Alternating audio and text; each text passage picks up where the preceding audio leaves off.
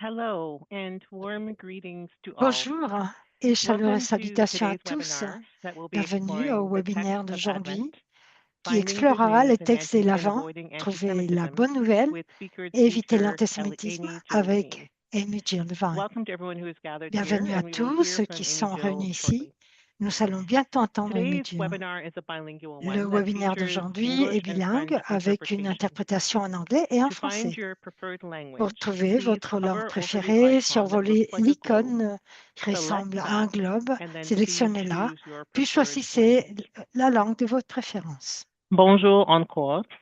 Je m'appelle Adele Encore un Halliday et je suis la responsable de l'équité et de la lutte contre le racisme avec l'Église unie du Canada. Je suis très heureuse que vous soyez tous en ligne aujourd'hui. Here's a bit of introduction and context for this evening's Voici gathering. une introduction et le contexte de la réunion de ce soir. As part of my anti-racism staff role with the United Dans le Church, cadre I de mon offer rôle de leadership and responsable de la lutte coordination contre for the le early days racisme of engagement au of sein de l'Église racism. unie, j'assure la And this direction webinar is et one la part of the coordination 40 des 40 days, jours and this d'engagement contre overall le program racisme. around the Ce 40 days is webinaire designed to fait offer partie people des across the 40 church jours et de ce a focused programme time of global faithful qui est conçu pour learning, offrir aux reflection, membres and de l'Église un anti-racist temps action. ciblé d'apprentissage You're et des welcome to find the réflexions full English language d'action program by going antiracistes. to the Vous United pouvez Church trouver le website, programme complet en anglais en allant united-church.ca, sur le site and de searching l'Église for unie du the 40 Canada, days. United Church, et en recherchant les 40 jours. This year, there are several different Cette parts année, to the English le language program. programme des langues Each anglaises week, comporte there are plusieurs 2 volets. written reflections, Chaque semaine, which deux feature réflexions content, écrites they offer explorent le self-reflection, and contenu, suggested ideas proposent une for action. réflexion sur la foi This week's et suggèrent des reflections idées are d'action. Les réflexions de Combating cette semaine sont Anti-Semitism in combattre Advent, written l'antisémitisme by pendant l'Avent, Hayran Kim Craig, and écrite par Uprooting Christian Hiram Kim Krag, Anti-Judaism, et written Déraciner by Michelle Voss. l'antijudaïsme chrétien, And these écrite are par both Michel available Voss. online. Il y a And you're également des welcome to livres à explore l'honneur those et if ceux you de would cette like. date de cette semaine sont écrits par Amy Jill Devine.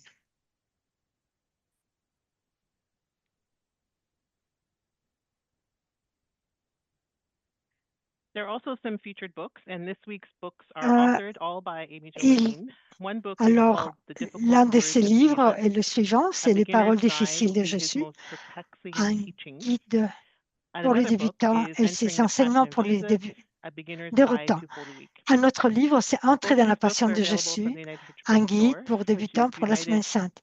Ces deux ouvrages ucrd.ca. sont And there's a disponibles à la discount librairie code de that is l'Église valid unie. for 15% Il y a off un code orders de of 2 or réduction more de books, 15% and that qui code est is valable pour les 40 days. commandes de 2 livres plus et le code c'est Amy 40 Jill has days. also written a very extensive Amy collection of Jill books, est and there are l'auteur some d'une vaste additional books collection that may be of d'ouvrages interest. dont certains One is pourraient her vous Advent intéresser. focus book, L'un which is des, called Light of c'est the World, A Lumière Beginner's du Guide to monde, Advent, guide de l'Avent pour as well as débutants en Jesus for anglais, Everyone, ainsi not just que Christians. Je suis pour tous, pas Both of seulement these pour les books, you may chrétiens. opt to get copies of these books as your Son or livre, independent. enfin, les deux In peuvent terms of the être 40 days, trouvés there's chez also an votre English libraire language local ou anti-racism indépendant. newsletter if you Il might want existe to stay up to également un date with what bulletin else is d'information happening. en anglais And as sur well la as the lutte contre le anti-racism racisme. Facebook Si group vous is souhaitez an vous tenir au excellent courant way de to share l'actualité, ideas and le groupe insights. Facebook de l'Église unie contre le racisme est également un moyen de Now, for partager today's des idées webinar, et des our points gathering de time vue. online today will be about Pour 1.5 hours. aujourd'hui, For la those, durée de for notre those who réunion are en live ligne online at sera the moment, d'environ une the heure et Zoom demie. chat is Pour closed for ceux participants to d'entre vous qui messaging sont this en product. ligne, le chat But de feedback, Zoom est mostly fermé, because feedback from participants in previous tout webinars have simplement noted parce a que les preference for the participants chat au option webinaire to be off. précédent ont indiqué qu'ils préfèrent If, however, que you l'option have de chat questions, reste you are very désactivée. welcome to Si send them by toutefois email vous to avez des anti-racism, questions, vous pouvez les envoyer par courrier anti-racism at électronique united-church.ca. à l'adresse So questions suivante are welcome there anytime. antiracismunitedchurch.ca. This webinar will include an English Ce language webinaire PowerPoint, comprendra and un if you would like PowerPoint to en receive a anglais. French language Si version of the vous PowerPoint, souhaitez please recevoir une also just version email us again at française du PowerPoint, veuillez nous anti-racism envoyer un at courriel à l'adresse suivante united-church.ca. anti-racisme Finally, it at gives me United great pleasure Church. to introduce Enfin, Amy Jo Levine, j'ai le who will speak to plaisir us de vous about the text présenter of Amy Jill Advent, Levine, finding qui good nous news in parlera Advent, des textes de avoiding l'Avent, anti-Semitism. trouver des bonnes nouvelles et We are éviter thrilled that l'antisémitisme. she is here Nous to speak sommes with us today. ravis She is a qu'elle highly soit regarded ici speaker, pour nous author, parler and aujourd'hui. scholar. C'est une conférencière et Amy une Jill auteure Levine, known to her érudite très friends as appréciée. AJ, Amy G. Levin et Rabbi Stanley M. Kessler, Distinguished Professor of New Testament de Jewish donc dans la chaire du Rabbi Stanley à l'Université internationale de Hartford. Elle est aussi professeur émérite pour le Nouveau Testament et les études juives, et Mary Jane, professeur à Vanderbilt. Alors, elle, c'est la première juive à enseigner le Nouveau Testament à l'Institut biblique pontifical de Rome, membre élu de l'American Academy of Arts and Sciences et la première lauréate du prix Sealsburg pour les relations judo-chrétiennes et récipiendaire 2023 du prix H. Walter pour la réconciliation et la coopération interreligieuse de l'archevêque de Canterbury. Amy G. Levin s'est décrit comme un membre non orthodoxe d'une synagogue orthodoxe et une féministe juive américaine qui a pour mission de lutter contre les interprétations bibliques qui ont pour effet d'exclure et d'arrêter. Veuillez nous joindre. Ça me fait très plaisir. Je suis à Nashville, Tennessee, aux États-Unis. Et ce que nous allons faire ce soir, nous allons parler des bonnes nouvelles de Noël, qui a parfois des malentendus. Et parce qu'on en comprend mal l'antisémitisme. Alors, je vais, les choses dont je vais parler, vous allez trouver des situations que vous avez peut-être déjà rencontrées. Et ce qui est important de comprendre, c'est que je ne suis pas là pour montrer du doigt qui que ce soit. Et évidemment, si vous êtes intéressé par cette présentation, je serai ravie de répondre à vos questions. Vous savez maintenant les universités où j'enseigne et je ne veux pas que vous répandiez des paroles parce que si vous avez des malentendus ou je me suis fait mal comprendre, eh bien, il me fera plaisir de vous clarifier. Alors, nous allons avec la première diapo.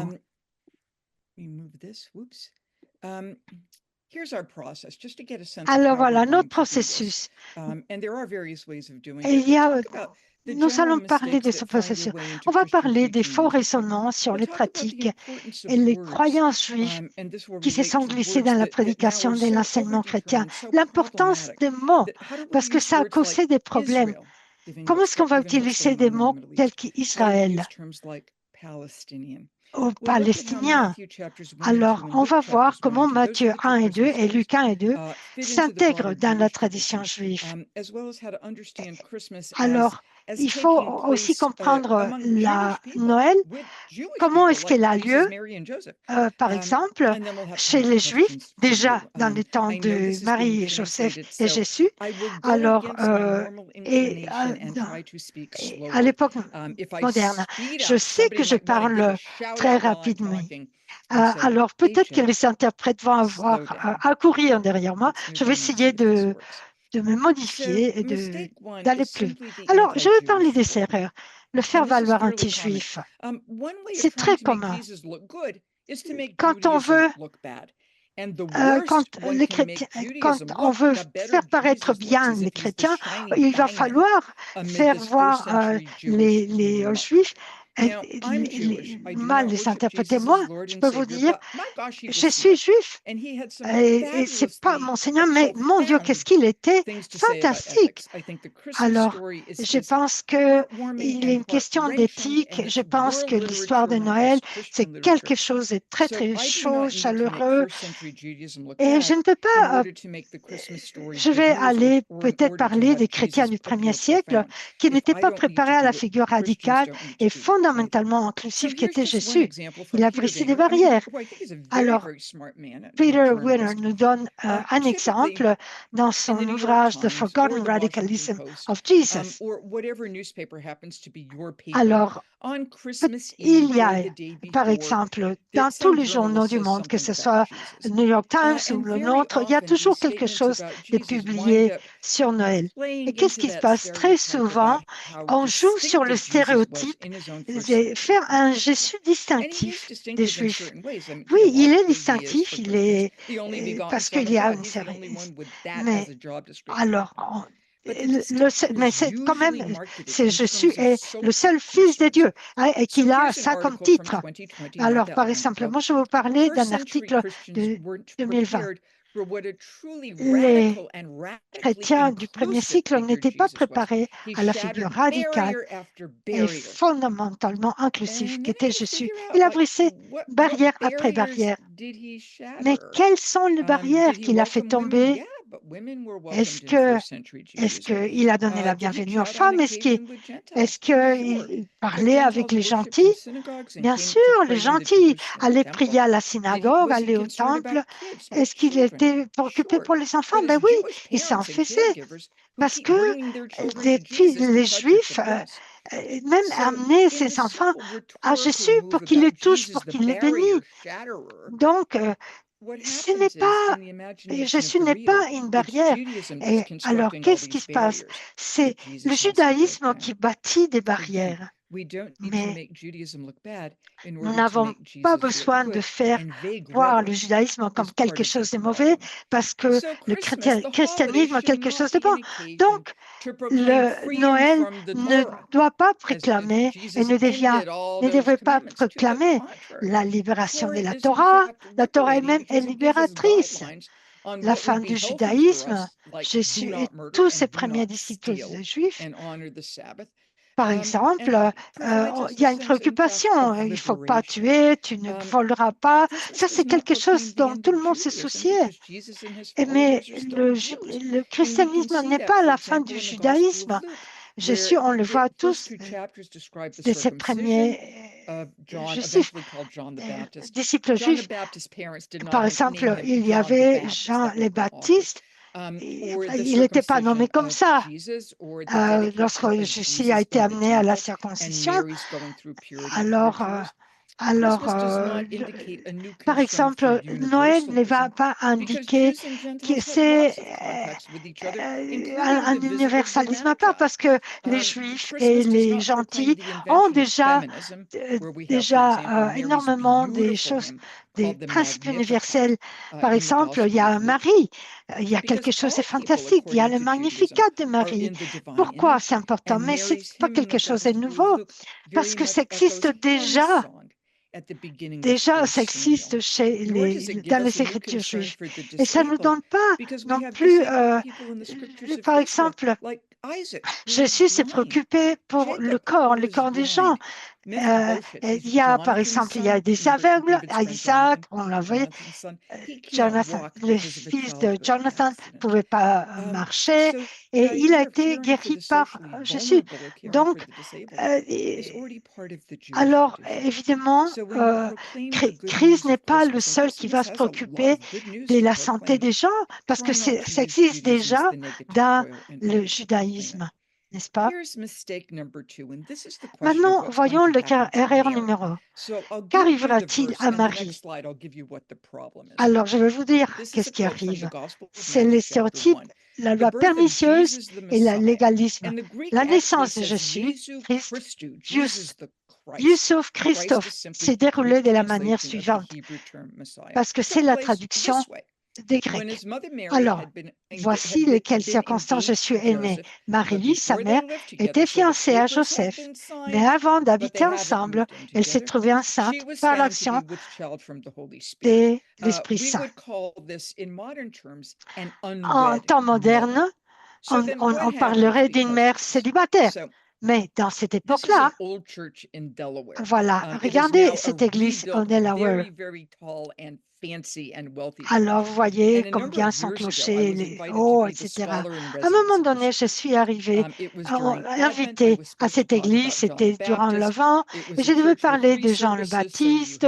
Il devait y avoir trois cultes avec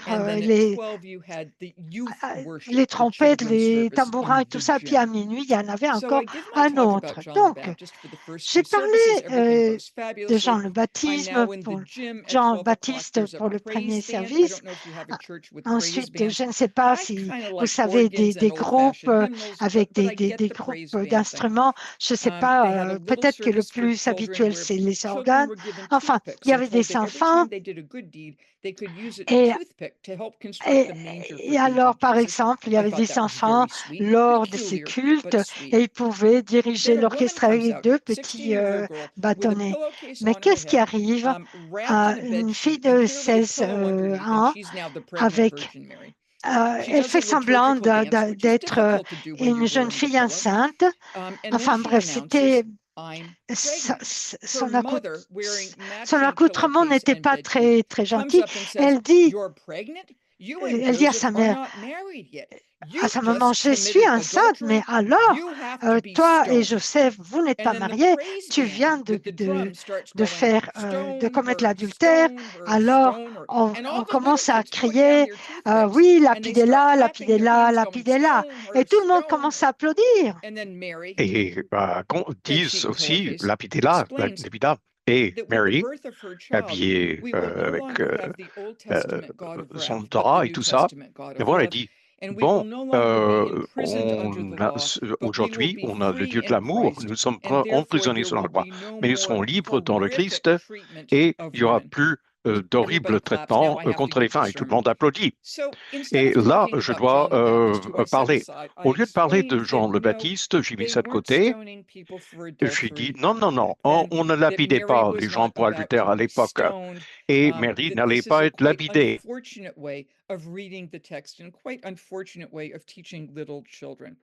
So how do I know that they're not about to be stoned? Well, because they're simply not. And even the story of the woman taken in adultery in the Gospel of John, the one where Jesus dans l'évangile selon John, où on dit que celui qui n'a pas péché jette la première pierre. Si vous lisez Jean chapitre 8, ils ne sont pas sur le point de la lapider, ils sont en train de mettre à l'épreuve Jésus. J'y reviendrai.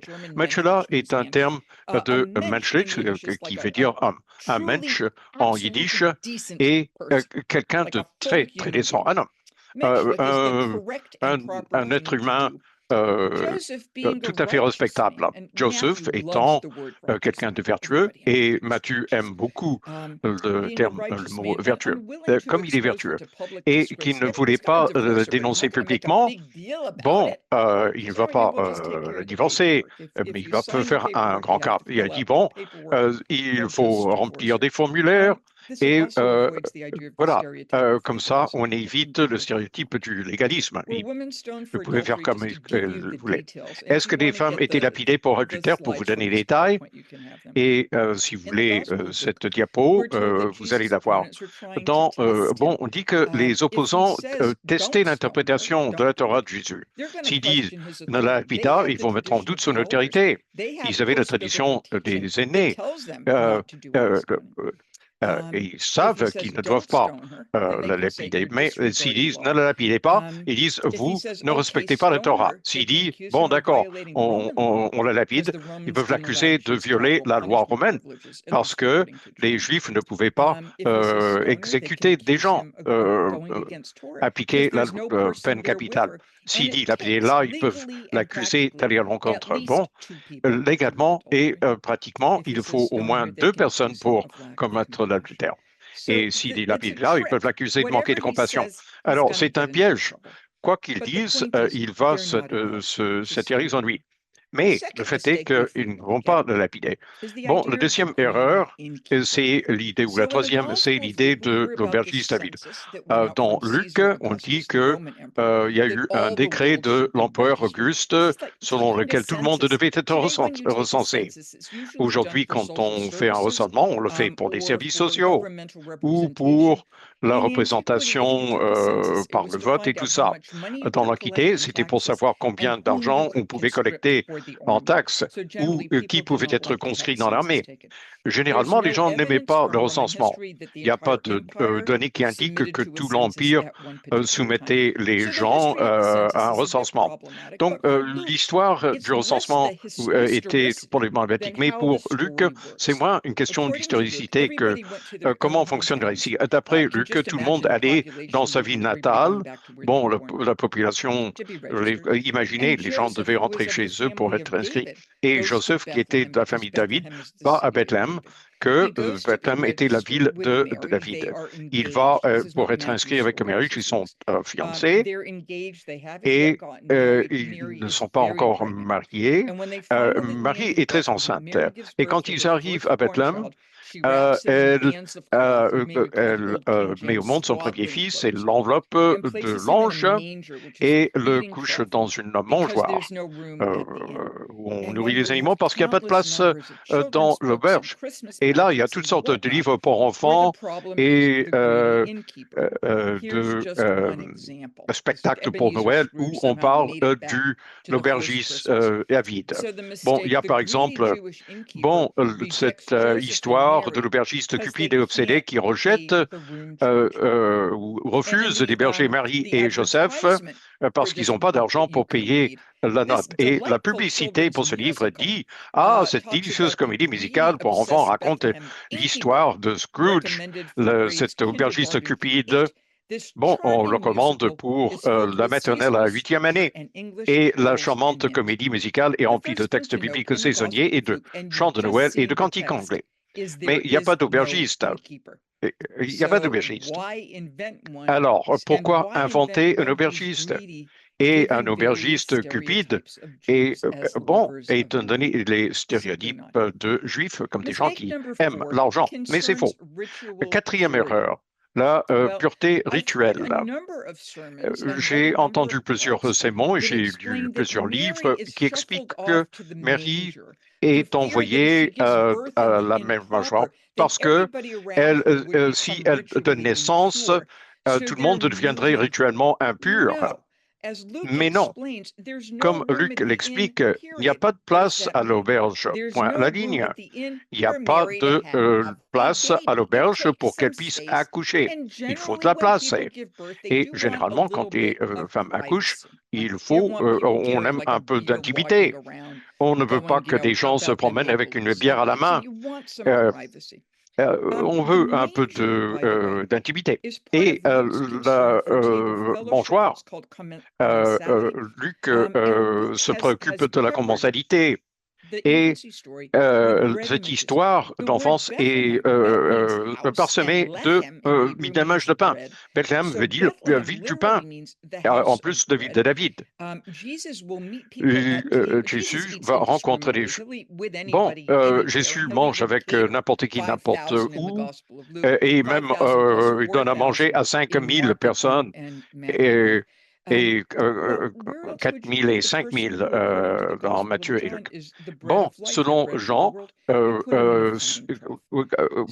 est-ce qu'on met celui qui va nourrir le monde? Dans une mangeoire.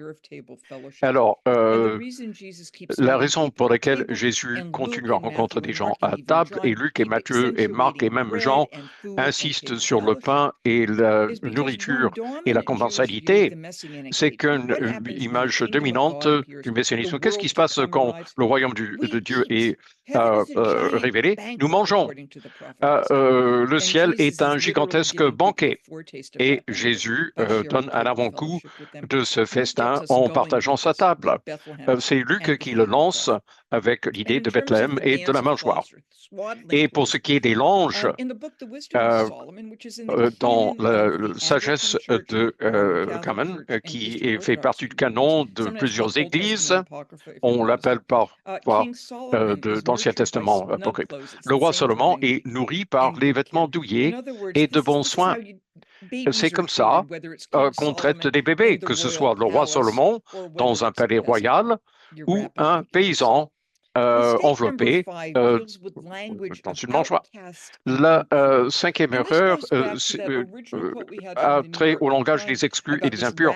J'ai parlé de la citation du New York Times, le radicalisme de Jésus. C'est le problème de la rhétorique.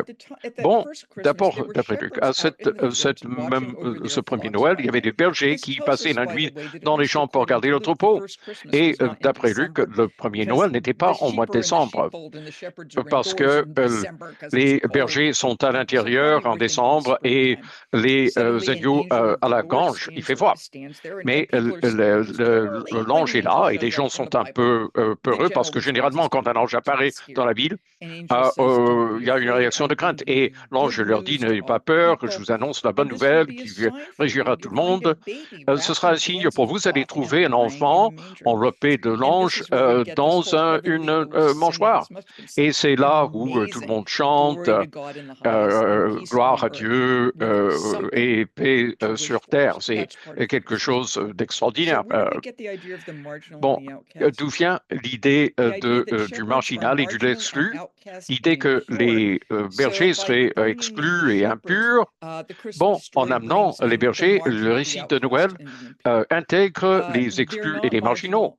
Ils ne sont pas marginaux en fait, et ils ne sont pas impurs, pas plus impurs que n'importe qui. S'ils avaient été impurs, exclus et marginaux, le Psaume 32 dit « Le Seigneur est mon berger » et personne ne les écouterait.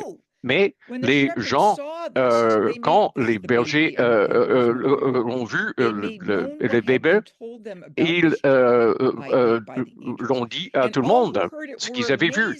Et toutes les personnes qui entendirent les bergers furent étonnées de ce qu'ils leur disaient. Si les bergers étaient marginaux et les gens allaient dire, vous n'êtes que des bergers, pourquoi vous écoutez? Vous êtes exclus et marginaux, allez-vous-en. Mais non, il est possible que, puisque Bethléem est à environ 6000, je ne sais pas combien de kilomètres ça fait, à l'extérieur de Jérusalem, il est possible que les troupeaux gardés par les bergers étaient les troupeaux du temple, parce qu'il faut des agneaux si on va les sacrifier. Ce sont peut-être des troupeaux du temple, et là, Jésus est l'agneau de Dieu, en quelque sorte. J'aime l'idée, je ne peux pas le prouver. La sixième erreur, c'est l'idée que le temple est un système de corruption horrible. Le temple est important dans le récit de Noël parce que l'évangile de Luc commence au temple. Zacharia fait une offrande au temple. Et dans Luc chapitre 2, Marie et Jésus amènent Jésus au temple où il rencontre un vieux prophète, un vieil homme, Simeon, et une vieille dame, nommée Anna. Et bon, c'est un vieux commentaire, mais beaucoup de prédicateurs chrétiens disent que une partie du temple était restrictif et élitiste. Avec la naissance de Jésus, avec ses actes de guérison et tout ça, tout d'un coup, la grâce de Dieu devient disponible à l'extérieur des murs du temple, qui avait empêché les gens de recevoir la compassion du temple. Bon, une vision négative de la pureté juive, avec un code qui aurait été appliqué. Et bon, l'auteur parle d'une veuve et de ces deux pièces qu'on trouve dans Marc chapitre 12, mais pas dans Matthieu, que Jésus n'aimait pas la façon dont la dame était manipulée pour qu'elle donne ses dernières monnaies au temple. Bon, alors, c'est le système de domination du temple, c'est pas ce que disent les Juifs, mais les chrétiens le font parce qu'ils ne comprennent pas comment le temple fonctionnait. Et Luc le critique très à propos. Marie-Joseph, après la circoncision de l'enfant, quand le moment vient pour la purification, 40 jours après la naissance, il l'amène à Jérusalem pour le présenter à Dieu, parce que c'est ce qu'on doit faire. Et ils offrent un sacrifice, comme le prévoit le Torah, dans les 5 livres de Moïse. Le temple avait une échelle mobile. Vous pourriez offrir un agneau, un bœuf ou quelques oiseaux, quelques taureaux. Pour certains, ça ne coûtait rien. C'est que dire aux gens qui sont économiquement marginaux, qui n'ont pas beaucoup d'argent, quand vous entrez dans l'église, ne donnez pas d'argent. Gardez-le. Les pauvres ont quand même quelque chose à donner. Et quand quelqu'un en met, et si l'après-midi, on a besoin d'argent pour payer une facture. Vous pouvez quand même demander de l'Église. Les Juifs savaient que il suffisait de faire la demande. Alors, faisons une correction. Alors, c'est une loi occidentale. Alors, voici le temple où ils sont venus amener son enfant au sacrifice. Alors, si nous considérons, on parle d'une caverne de brigands parce que, voilà, on exploitait les gens. Les évangiles ne parlent pas de l'exploitation. Alors, par exemple, une caverne de brigands, c'est là. Je ne sais pas. Je ne sais pas s'il y a une expression man cave, c'est-à-dire comme un garage où il y a un véhicule. Et c'est là que les voleurs ou les brigands vont après avoir volé. Alors, dans l'idée de Jérémie, les gens dépouillaient les faibles et alors peut-être ils pensaient que tout allait bien et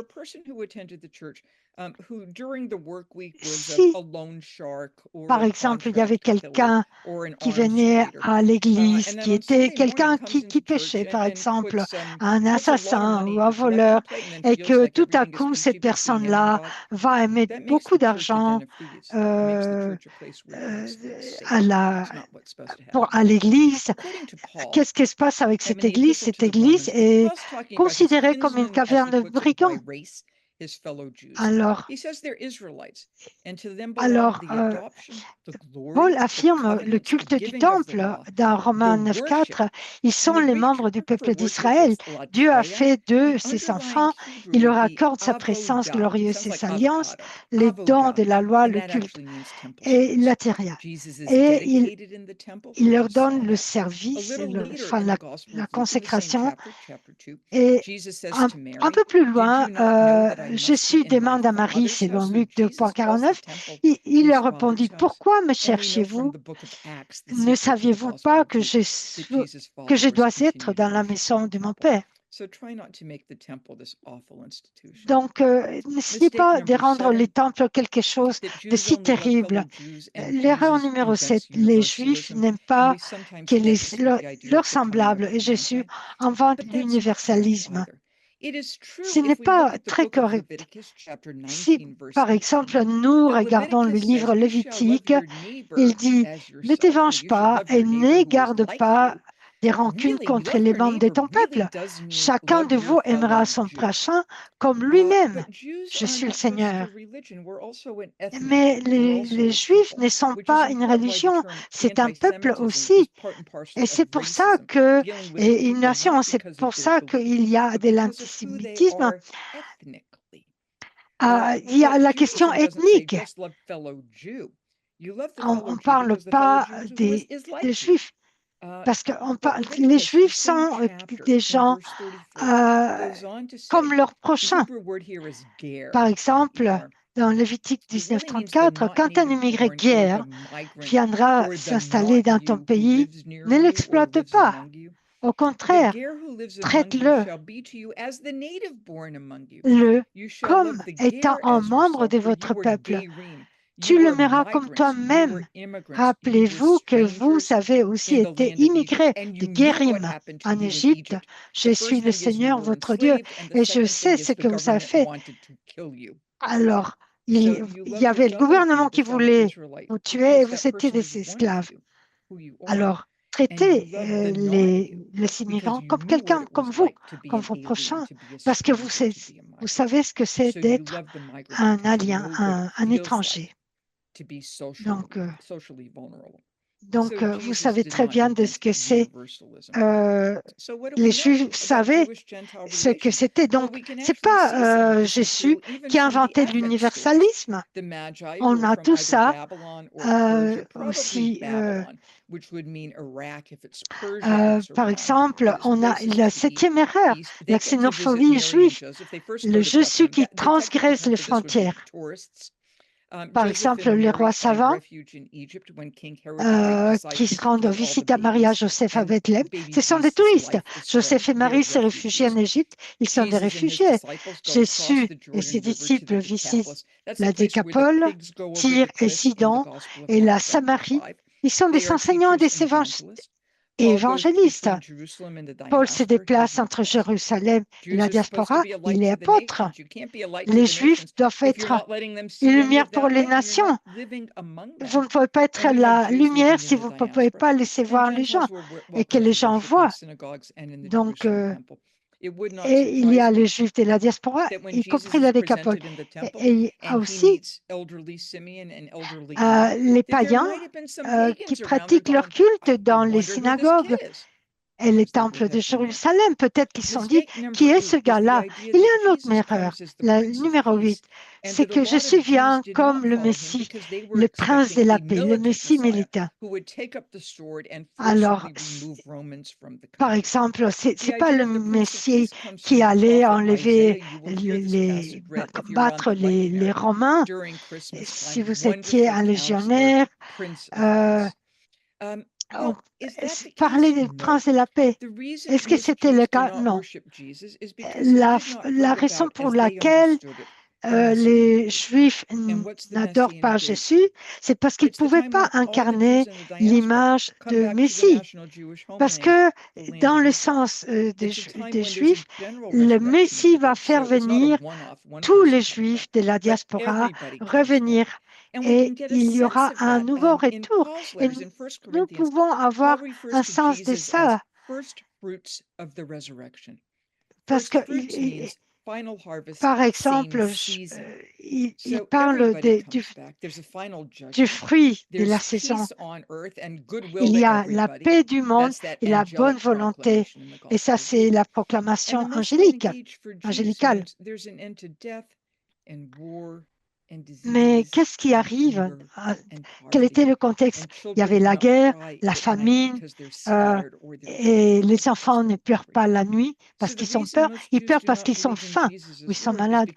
Alors, si les Juifs ne pensaient pas que Jésus était le Messie, c'est tout simplement parce qu'ils ne faisaient pas la job du Messie. Il ne correspondait pas à la notion, la résurrection, l'espoir et tout ce qu'on avait proclamé autrefois. Il y avait, par exemple, Elijah pensait que le Messie reviendrait. Même, il y avait des gens, on pensait que Jean le Baptiste était le Messie. Et il y a des attentes messianiques. Par exemple, il y en a qui partaient loin, comme en Iran, la Mésopotamie, comme Jésus qui était des bergers. Il y avait toutes sortes de personnes. Il y avait, par exemple, l'archange Michel qui viendrait. Il y avait deux messies, le Dédès. Il y avait le messie Ben Ephraim. Et il y avait un autre qui venait des 12 tribus perdues, le Bar Kocha. Si on regarde dans le livre, il y a Thudas, Élie, dans Malachie 4, et quelqu'un qui avait 40 ou 50 ans. Il y avait même les Samaritains qui attendaient le prophète samaritain. Bar Bigoria, un des Juifs qui était aussi considéré comme un Messie. Il y a un autre rabbi à un moment donné qui on a pensé qu'il était un Messie. Donc, ça, c'était Bar Kokhba. Donc, Jésus n'est pas le seul. Alors, il y a des mouvements non violents. Moi, je vais vous donner un bon exemple. Et ça ceci vient d'un livre de guerre, qui parle de Pilate. Il dit, vous n'avez pas entendu parler de lui, c'est le gouverneur de la Judée et il est le responsable de la crucifixion de Jésus-Christ. Donc, il n'était pas le plus représentatif des Romains et il ne voyait pas la meilleure personne, il a décidé que c'était des bonnes idées d'amener des images de César, par exemple, les violations des commandements. Alors, il y avait toutes sortes d'images. Pilate, Joséphos a demandé qu'il tue des gens. Alors, qu'est-ce qui se passe? Pilate envoya des nuits à Jérusalem les savants nécessaires, appelés les enseignes. Et ils demandèrent au gouverneur de les enlever. Devant le refus de Pilate, ils se prosternèrent à terre et restèrent immobiles dans cette posture. Et si vous ne faites pas ce que je vous dis, je vais envoyer les troupes et je vais vous tuer tous. Alors, ils sont allés, les Juifs, comme un signal, tremblèrent en grand nombre, mirent leurs coups à nu et s'écrièrent s'ils étaient prêts à être tués plutôt que de devoir leur loi transgressée. Alors, voyez, ça c'est le système juif. Il y a d'autres erreurs. Et ne pensez pas. Par exemple, on peut avoir l'antisémitisme ou l'antijudaïsme, on ne se met pas tous d'accord, mais les chrétiens interprètent mal Ésaïe 7,14 lorsqu'ils lisent Matthieu comme citant. Parce qu'on a tous un bagage et parfois on ne connaît pas bien nos voisins ou nos prochains comme on pense qu'on les connaît, tout simplement parce qu'on tombe dans des stéréotypes et au lieu de tomber dans des idées correctes.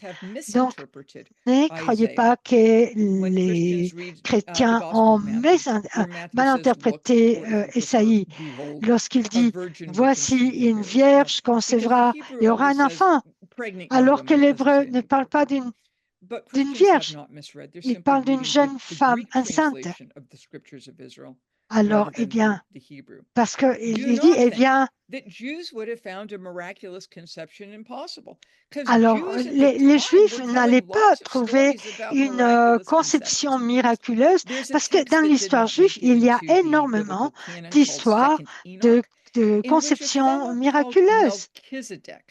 Il y avait Melchizedek, par exemple, qui était le cas. Alors, on le voit dans le psaume 110 et dans le Genèse chapitre 14. Il a eu une conception miraculeuse. Si vous lisez aussi l'histoire de Samson, le juge 13, il semblerait que les parents de Samson avaient eu le même contexte. Il y avait une conception miraculeuse. Et il y en a d'autres, par exemple Alexandre le Grand, Jules César, Auguste César, Pythagore. Et Philon, le philosophe juif d'Alexandrie, a suggéré que tous les enfants conçus par des femmes âgées dans le Tanakh l'ont été par le pouvoir de l'Esprit Saint. Alors, c'est l'aide qu'elles sont reçues. Alors, on a ces conceptions miraculeuses. Alors, Élisabeth et Zacharie. Et puis, je suis la Vierge Marie. Alors, ça tombe dans le cadre d'une idée beaucoup plus répandue dans l'histoire juive. Une autre question importante, c'est les mots. Par exemple, nous, aujourd'hui, on peut parler par Zoom, on peut voir les visages, on peut voir... mais qu'est-ce qui se passait à l'époque? Qu'est-ce que les gens pouvaient penser de ce que quelqu'un pouvait dire? Alors, les paroles sont très importantes. Au commencement, et c'est Jean qui le dit, au commencement de toutes choses, la parole, ce qui en grec était logos, existait. Logi, bio, biologie comme la biologie et anthropos comme humanologie, anthropologie, l'histoire des êtres humains. Donc, il dit, Jean dit, au commencement de toutes choses, la parole existait. La parole était Dieu, avec Dieu, elle était Dieu. Et ça, c'est quelque chose de très juif à dire. D'après philosophe qui écrivent le logos est le médiateur entre le ciel et la terre, un peu ce que fait Jésus, médiateur entre le ciel et la terre. Le divin est manifeste par le logos, qui est l'issévant de Dieu. Finalement, c'est Philon d'Alexandrie, qui n'était pas chrétien. En Amérique, la langue parlée par Jésus, l'araméque, est très semblable à l'hébreu. C'est un peu comme le français, l'italien, ou l'espagnol et le portugais. Si vous pouvez parler l'un avec quelques verres de vin pour ne pas se soucier de la grammaire, vous pouvez vous faire comprendre de l'autre. Bon, des traductions des écritures hébreuses. Bon, on ne dit pas Dieu en tant que tel, on utilise des circonlocutions. Les autres, on parle de la parole, par exemple, parce que Dieu crée par la parole. La parole devient une autre façon de parler de Dieu. Et la sagesse est une autre façon de parler de Dieu.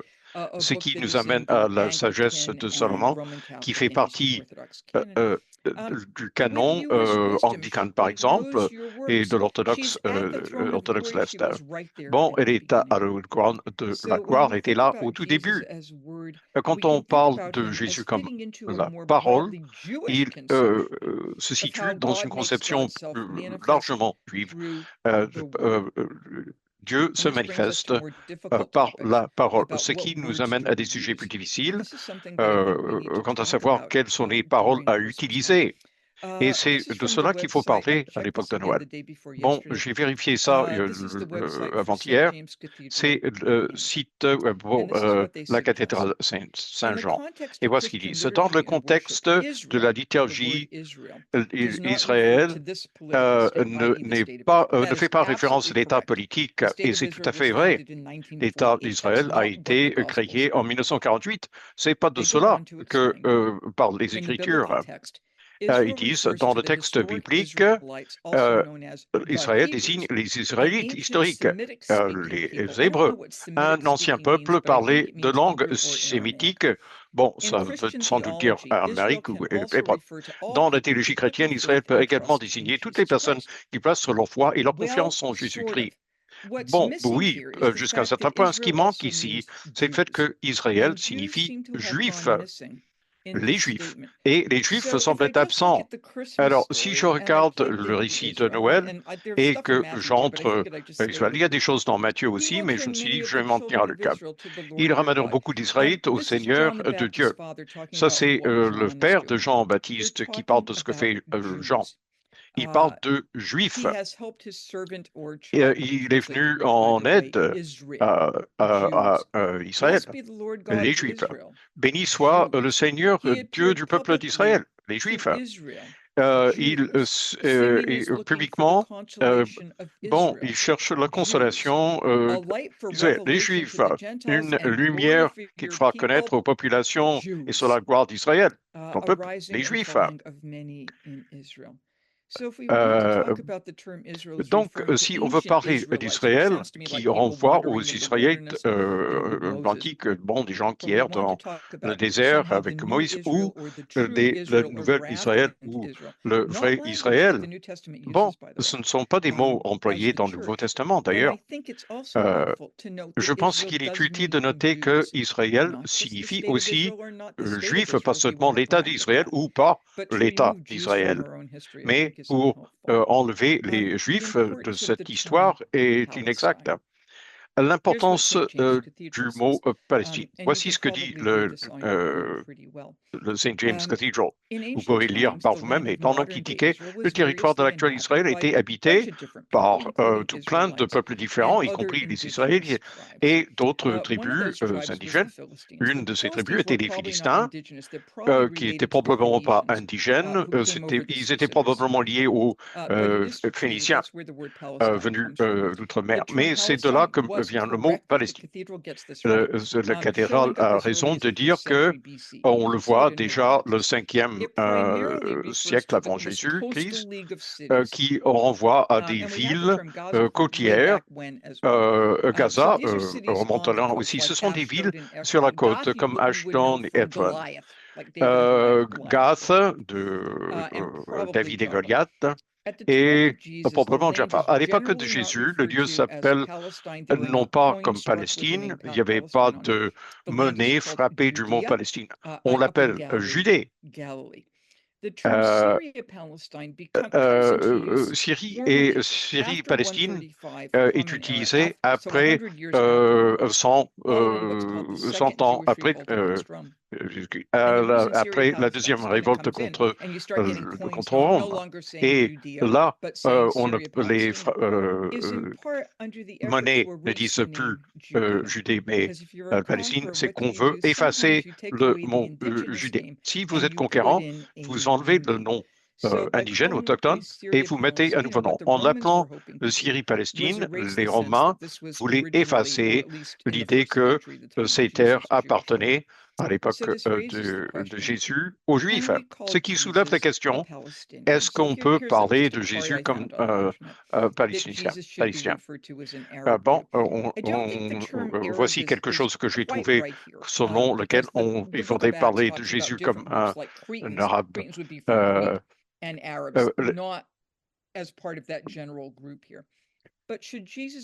Bon, est-ce qu'on devrait parler de Jésus comme palestinien? Il y a des gens qui disent non parce que le terme serait un anachronisme, parce que le terme est employé au XIe siècle pour effacer la présence juive du territoire. Plusieurs de mes amis juifs pensent qu'il est très problématique de parler de Jésus comme d'un palestinien. Et on voit maintenant des cartes avec Jésus et Marie dans les décombres de Gaza, comme si ils étaient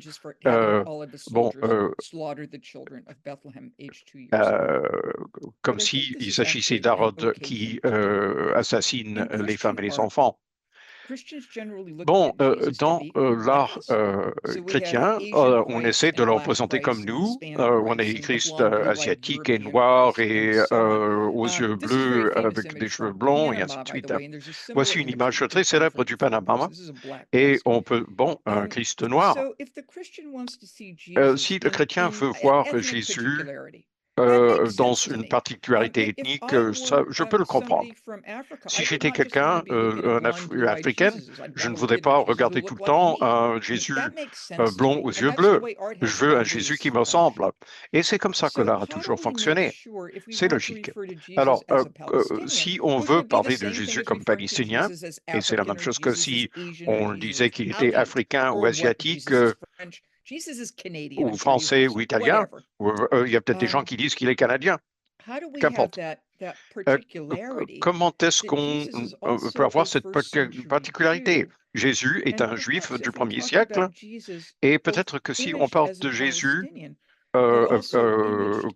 imagé comme palestinien, mais aussi comme juif, nous pourrions peut-être avoir quelque chose en commun parce que ces enfants palestiniens sont tués par des bombes juifs et des bébés juifs sont tués par des représentants de Hamas et peut-être qui...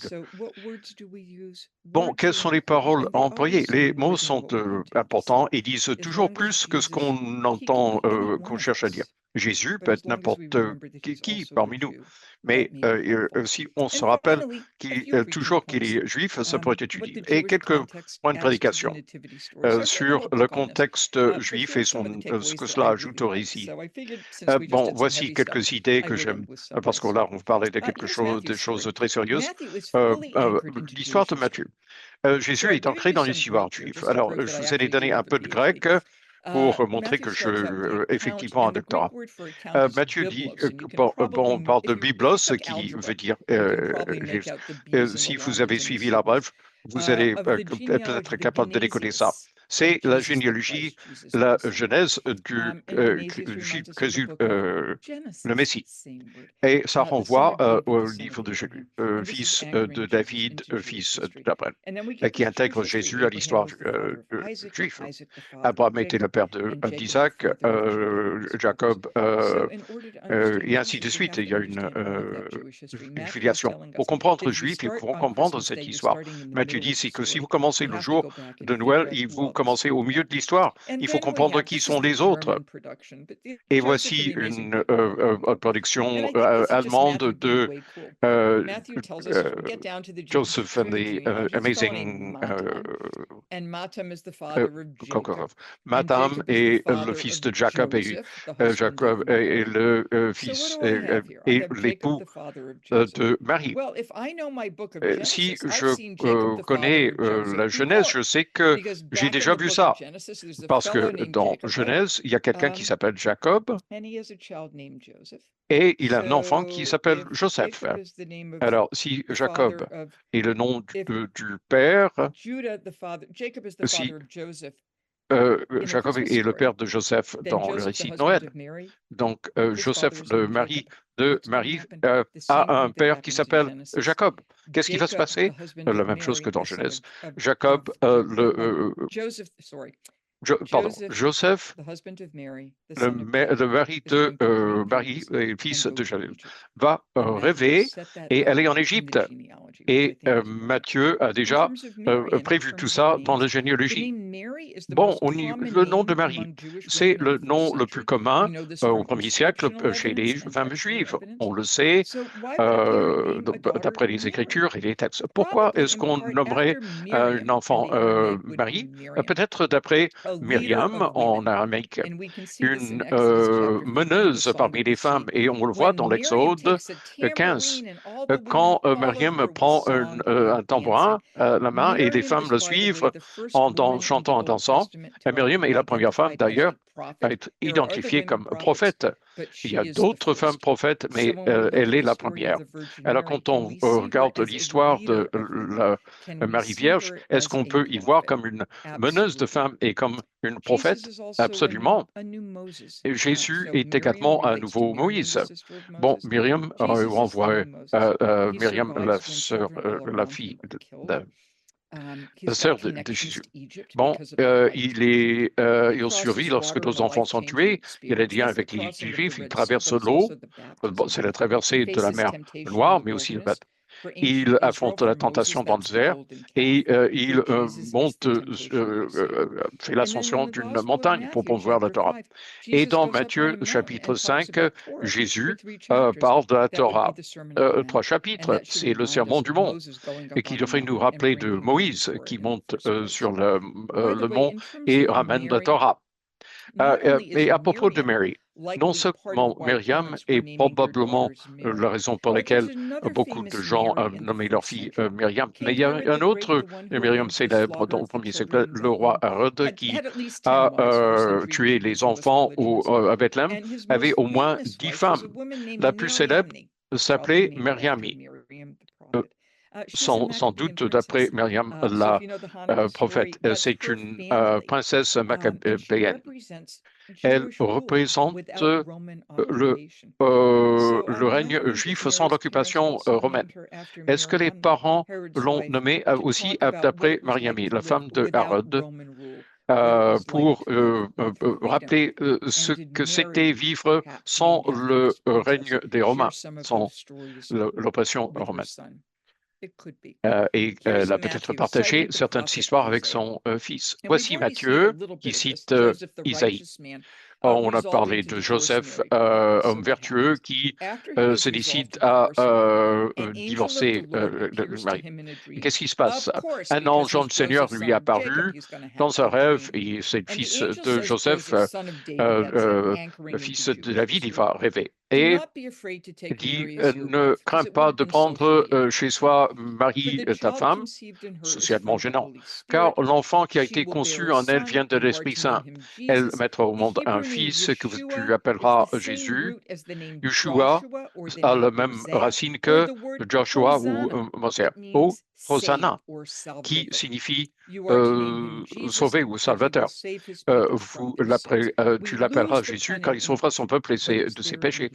Et c'est présent dans les vieux textes. Tout cela afin que s'accomplisse ce que le Seigneur avait dit par le prophète Isaïe, la Vierge, du grec parthénos. Vous savez, le parthénogenèse, par exemple. Elle sera enceinte et mettra au monde un fils qu'on appellera Emmanuel, Dieu avec nous. Et Matthieu est un excellent écrivain. Et au chapitre 8, verset 20, Jésus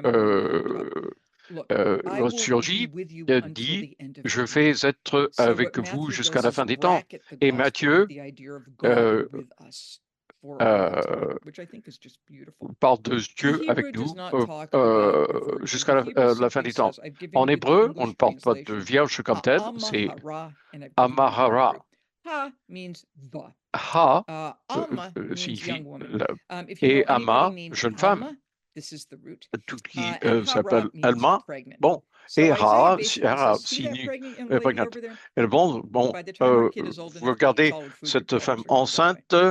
Bon, dans le grec, lorsque l'hébreu était traduit en grec, Ama est traduit par parthénos. Le grec lui donne un peu plus de temps. Si je dis, regarde la femme enceinte, avant qu'il ne mange de la nourriture solide, il y a 6 mois. Si vous dites qu'une vierge va concevoir, le grec dit, il faut rendre la vierge enceinte. Cette question de jeune vierge devient un débat entre juifs, chrétiens, et on le voit au Xe siècle. Il y a un auteur, Justin, de cette époque, qui écrit un livre, le dialogue avec Tryphe. Tryphe était juif, et il dit à Justin, tout ça renvoie il dit que finalement, vous, les Juifs, vous avez changé le texte. Nous avions cette belle traduction et là, vous l'avez changé, vous, les Juifs. Est-ce qu'ils l'ont fait? Non. Comment on le sait? Parce que nous avons les manuscrits de la mer Morte. Et Justin dit, une jeune femme enceinte ne peut pas être un signe parce qu'il faut une connotation surnaturelle, une portée surnaturelle. Mais ce n'est pas le cas. La circoncision est un signe de l'alliance. Vous pouvez interpréter ce panier de fruits de façon, si vous le voulez, mais de façon ironique, dans la tradition liturgique juive. On lit des textes de prophètes tous les Shabbats. 15 sont tirés d'Ésaïe, mais il n'y a pas de lecture publique d'Ésaïe 7, 14. Nous ne l'entendons jamais. Ce qui veut dire que on parle d'écriture partagée, la Genèse, les psaumes. C'est une question de grosseur de caractère finalement. Nous lisons les mêmes textes, mais en mettant un accent très différent et une façon de contrer les préjugés et mieux se connaître, c'est de lire les textes ensemble pour voir comment on peut comprendre les messages très différents. Maintenant, en termes des savants avec Matthieu, Matthieu continue à parler d'Hérode, le roi Hérode. Alors, il est roi au trône. Et maintenant, nous savons un bébé et on sait qu'il est juif. Alors, on demande qui est ton roi. Est-ce que ton roi, c'est lui qui est au trône, comme par exemple ici en Washington, D.C., ou est-ce que c'est Dieu? Qui adores-tu? de qui tu parles les ordres? Donc, Hérode était un petit peu nerveux avec tout ça. Donc, il va parler avec les experts locaux. Et alors, j'ai ici qui parle. On lui parle de ce roi qui est né en Bethléem. Donc, Hérode n'est pas content. Et alors, il invite les savants en Judée. Il lui dit, va aller chercher l'enfant, parce que moi aussi, j'aimerais, et dites-moi où il est, parce que j'aimerais aller me postrer devant lui. Et Matthieu est très drôle, parce que il dit, alors, suivez l'étoile, et lorsque l'étoile s'arrête, vous êtes là. Alors, il y a comme une jouissance, pas tellement pour la naissance du bébé, mais pour l'étoile qui s'arrête. Alors, qu'est-ce qui arrive? Ils s'arrivent, ils s'agenouillent devant l'enfant, et là, ils sont comme dans ça. Et là, ils donnent les cadeaux qu'ils s'apportent, mais ils décident de ne pas retourner voir Hérode, et ils se sauvent, parce qu'ils savent qu'il est en danger. Alors, il y a quelque chose d'important ici. Par exemple, quelqu'un qui veut parler de l'importance de l'étoile, ce n'est pas une question de conjonction stellaire ou de trucs. Tout simplement, tout ce que Matthieu dit, c'est qu'il s'arrive à Bethléem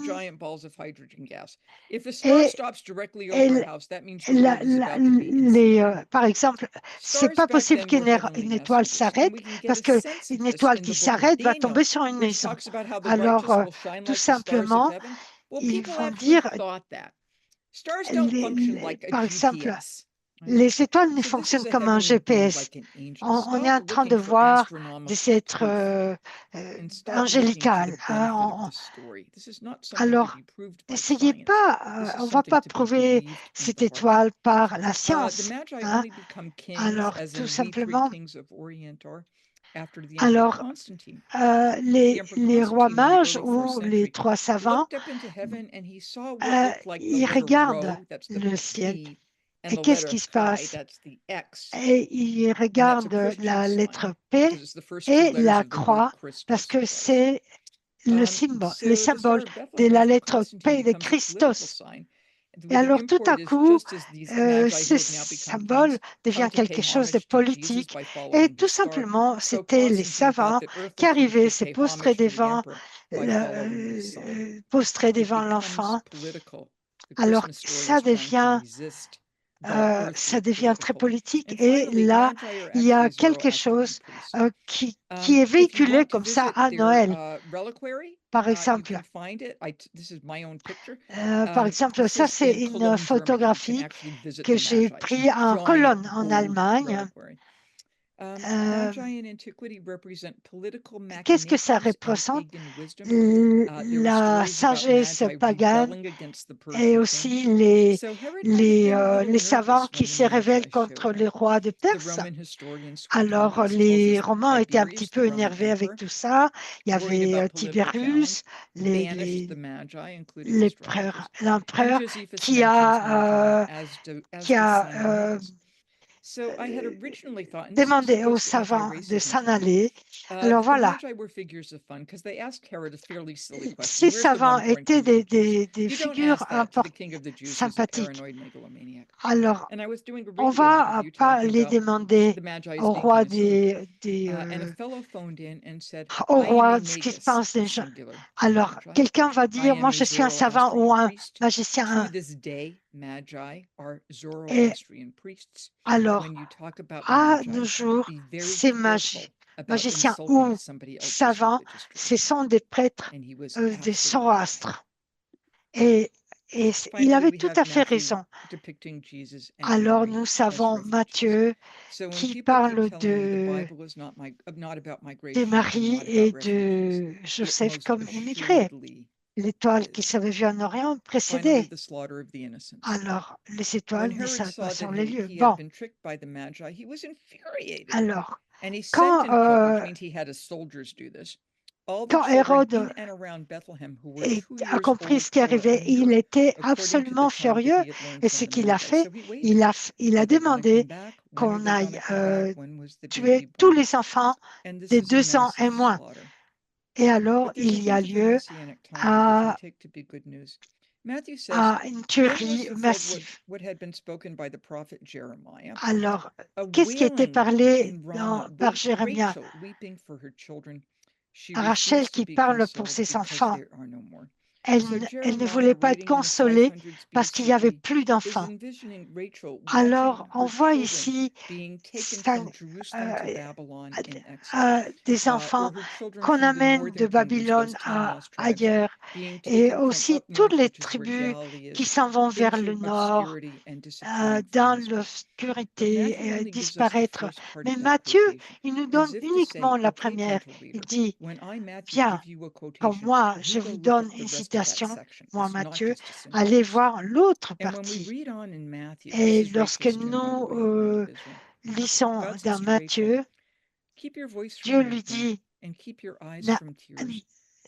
arrête tes yeux de pleurer et tes paroles de pitié. Il y a espoir pour tes enfants reviendront à leur pays. Et alors voilà, c'est ça l'idée. Qu'est-ce qu'on va faire avec cette citation de Jérémie? Est-ce que les Juifs peuvent revenir dans leur terre promise? C'est la promesse de la résurrection.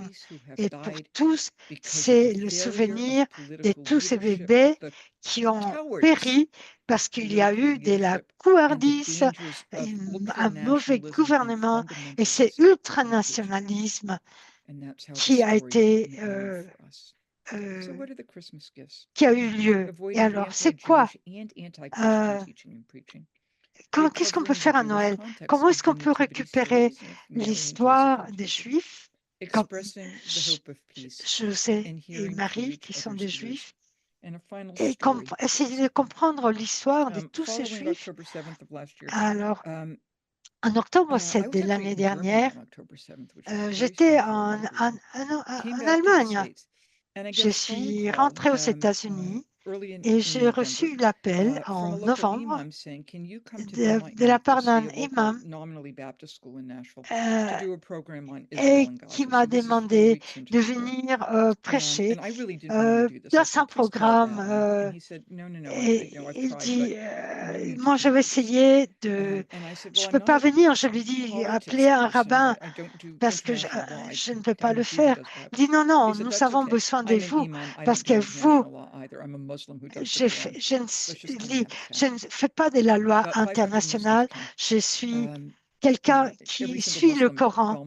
Et alors, justement, il y a par exemple ici trois imams. Alors, et j'étais un peu nerveuse et j'ai demandé à un ami, qu'est-ce que je peux leur dire à ces imams? Dis-leur tout simplement que tu comprends leur douleur.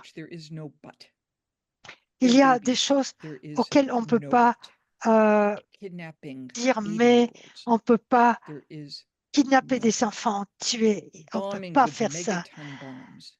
Bombarder des enfants avec des bombes mégatons, il n'y a pas de raison à faire ça. Et la réunion qu'on a eu beaucoup de succès parce qu'on a vu qu'on s'est réunis pour discuter des questions religieuses. On a vu comment pris les Juifs et les musulmans. Et oui, je peux dire, même si je suis sioniste, je comprends aussi. Et je pense aussi que Israël n'est pas seulement aux Israéliens, mais aussi aux Palestiniens. Comment est-ce qu'on va pouvoir entendre tel que vous entendez les choses, à pleurer tel que vous pleurez vos choses, et vous, les nôtres. Et cela vraiment devient le souhait de Noël. Et je vous le partage parce que c'est mon souhait. Great. Hello, friends.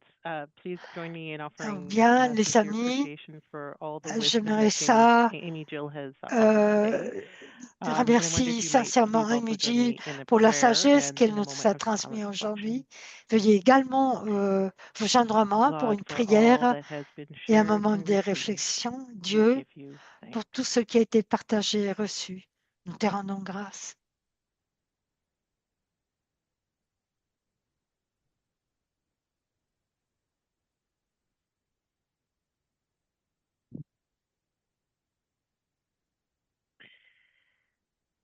So friends, now is a time Le to moment welcome est to venu ask de questions. poser des questions There's et d'y répondre. an email in the chat, anti-racism, Il y a un courriel sur le chat pour que vous, s'il vous plaît, envoyez des questions.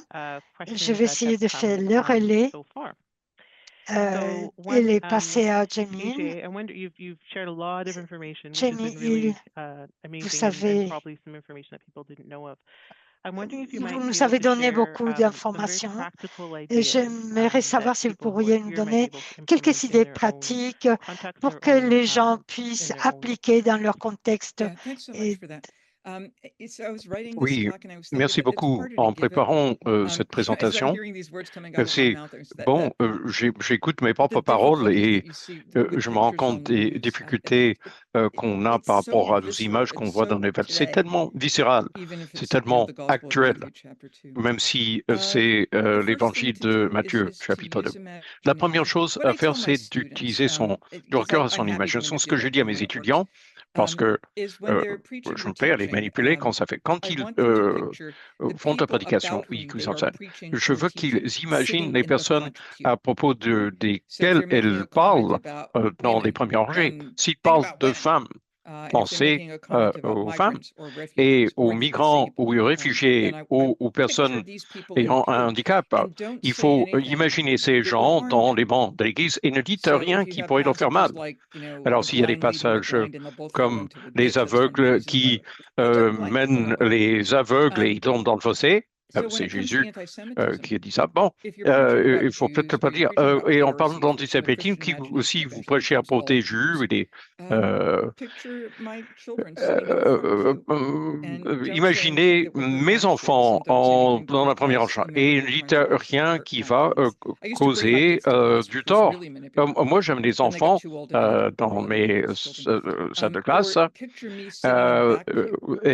Après, quand ils sont devenus plus vieux, j'ai amené les enfants d'autres. Mais l'évangile qui est informé par l'agisme ou le sexisme ou l'antisémitisme, si j'entends ça, et je vous êtes au fond de l'église, la dernière chose que le pasteur veut, c'est une femme juive d'un certain âge, très en colère. Alors, il faut avoir un sentiment, une sensation viscérale de qui est là, qui écoute et essayer d'entendre par les oreilles des autres. Si ça peut être problématique, ça risque d'être problématique et ça ne vaut pas le risque. Utilisez de bonnes sources parce qu'il y a beaucoup de choses suspectes sur Internet. Utilisez des sources crédibles. Bon, le Nouveau Testament juif annoté. Bon, il y a un site Working Preacher du Minnesota où il y a de bonnes choses.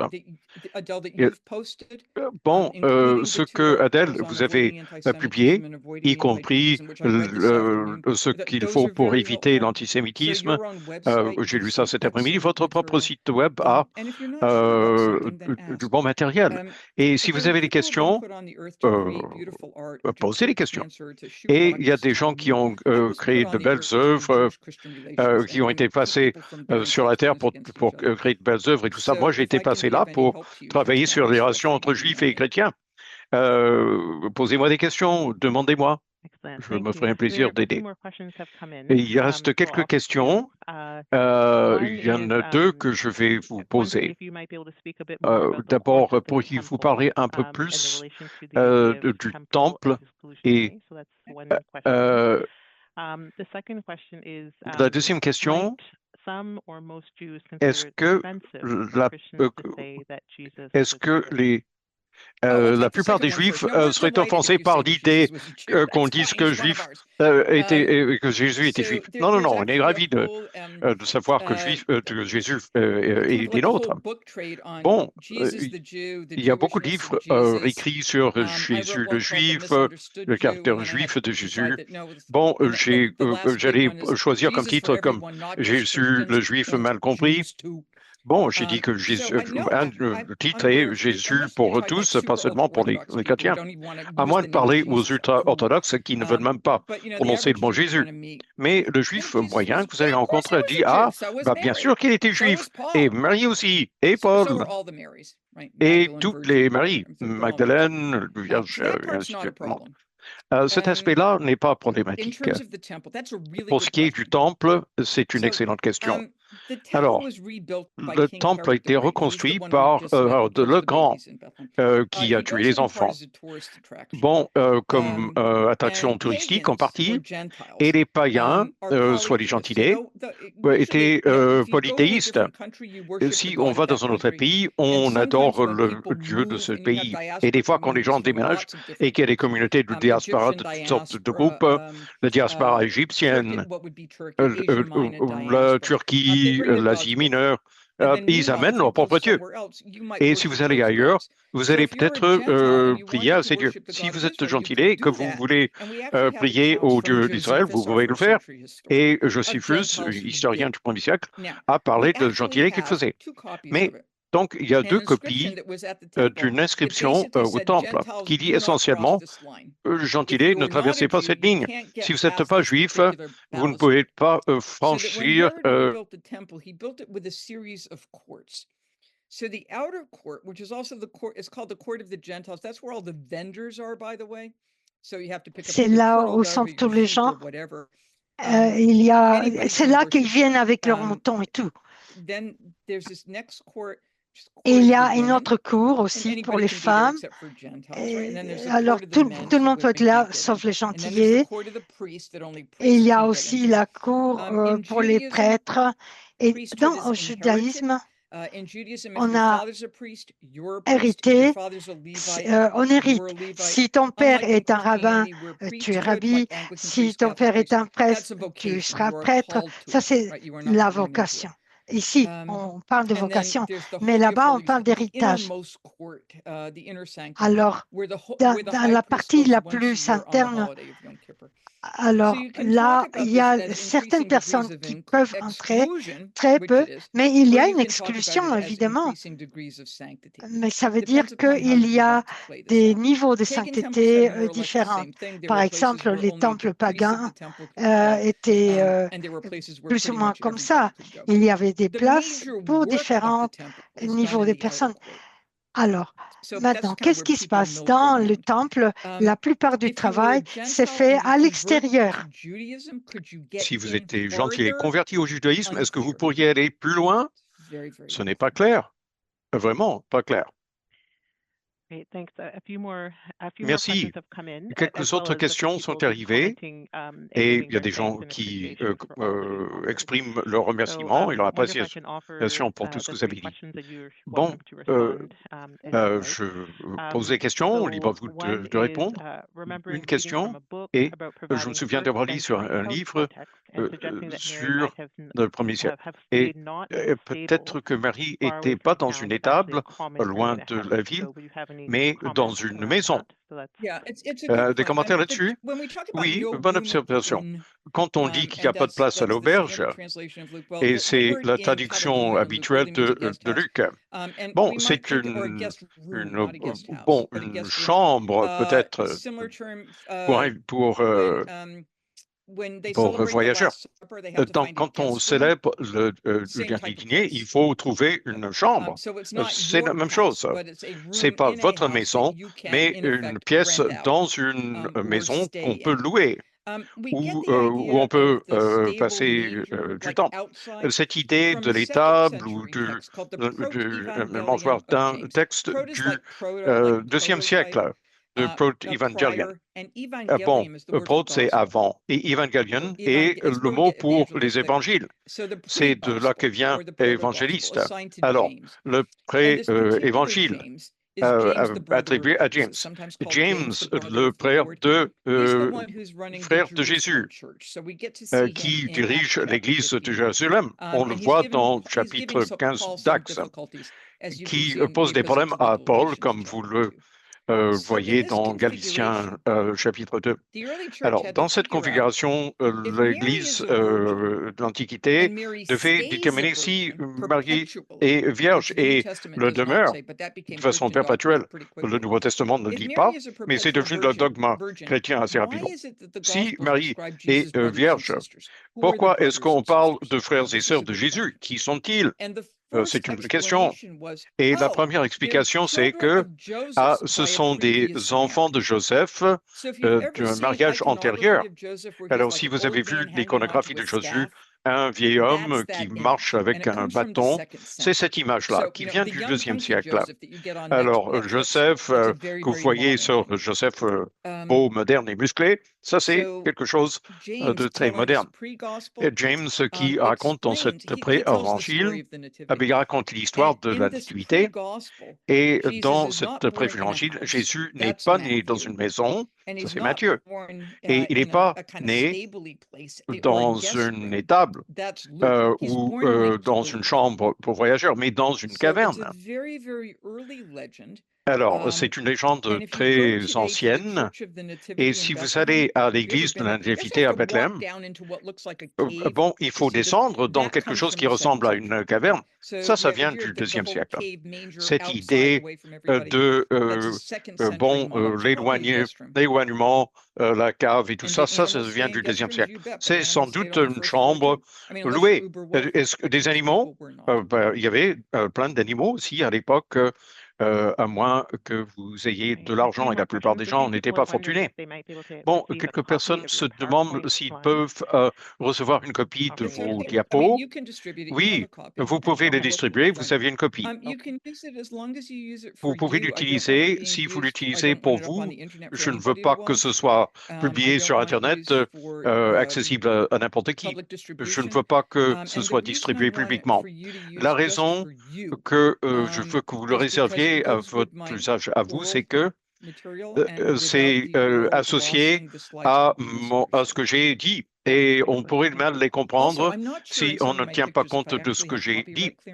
Et je ne sais pas si les droits d'auteur pour certaines images, généralement je les tire de Wikipédia parce que c'est gratuit, mais je suis universitaire par avocat.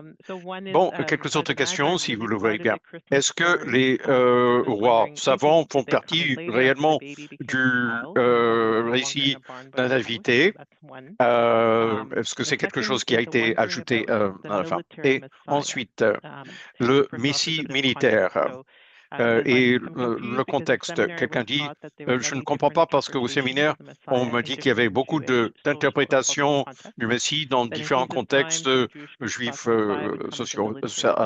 On pensait, les Juifs pensaient qu'il se présenterait comme un Messie militaire ou un roi comme David. Certains pensaient qu'il allait mener Israël dans une ascension politique. Alors, pourquoi est-ce qu'il a été perçu comme une menace politique s'il n'était pas un libérateur violent? Deux questions très utiles. Toute cette question des savants qui se rendent au chevet de Jésus, il doit avoir 2 ans. Parce que Hérode essaie de le déterminer, de compter à partir de la naissance. Bon, il se couvre. Et il y a beaucoup de différences entre un bébé, un nouveau-né et un jeune de 2 enfants. Alors, le bébé était un petit bébé à l'époque et ça semble s'être produit à quelques semaines de la naissance. C'est très près. Bon, c'est une journée de voyage entre là où se trouvait Hérode à Jérusalem. Est-ce qu'ils ont été ajoutés par la suite? Je ne crois pas. Pour Matthieu, les savants représentent le meilleur de la sagesse païenne. Vous pouvez suivre les étoiles et être très sage comme païen, mais vous avez besoin de la Torah et des prophètes pour savoir ce que c'est que la vérité. Cette idée de gentilité qui représente la sagesse païenne et adorant Jésus. Mais La question est pour lui de savoir la place des gentilés. Bon, il y a plusieurs femmes qui sont nommées gentilés, Ruth qui est Moabite et Rahab, la prostituée de Jéricho. Donc, il préfigure tout ça. Bon, au niveau du Messie militaire, c'est vrai, les Juifs avaient plusieurs attentes différentes. On n'a pas l'impression que tout le monde s'attendait à une figure anti-romaine qui sont généralement celles qu'on voit lors de la première révolte contre Rome.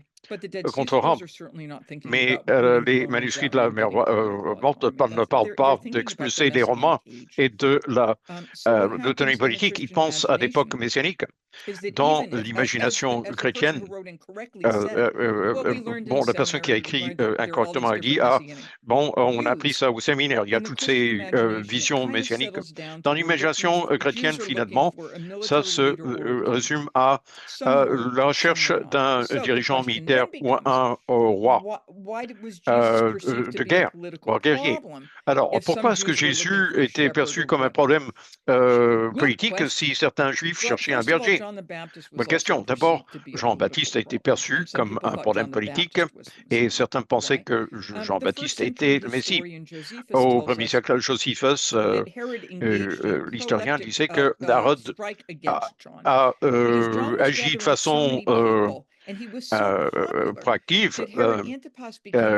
Jean s'est dit s'il était si populaire, et Paul Jean, et ce dirigeant charismatique a dit se levons-nous contre Hérode, il le ferait. Et Hérode agit d'abord. Bon, Jésus arrive de façon triomphale à Jérusalem. Il y a une sorte de mise en scène. Rome n'aime pas que les gens se rassemblent. Les gens le qualifient de roi, on le voit dans l'Évangile selon Jean chapitre 6. Pilate reconnaît, et le prêtre aussi, sait que c'est comme une poudrière. Il n'a pas besoin d'être un roi. Il suffit qu'il soit le représentant de Dieu. Et les gens vont se rassembler aujourd'hui. Et s'il disait quelque chose contre Pilate, ça va être un massacre. Il faut l'éliminer le plus rapidement possible. Alors, Jésus n'a pas besoin d'être perçu par tout le monde comme un roi.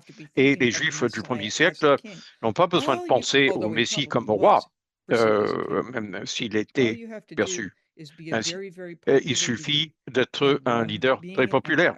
Et Rome, étant un empire, va chercher à vous éliminer. Alors, Jésus est tué, et sur le titulus, sur la croix, Jésus de Nazareth, roi des Juifs. Et c'est ce que Rome dit, c'est la publicité. Vous, les Juifs, vous pensez avoir un roi, voici ce que l'empire va faire de votre roi. Donc, c'est vraiment quelque chose sur lequel il faut réfléchir.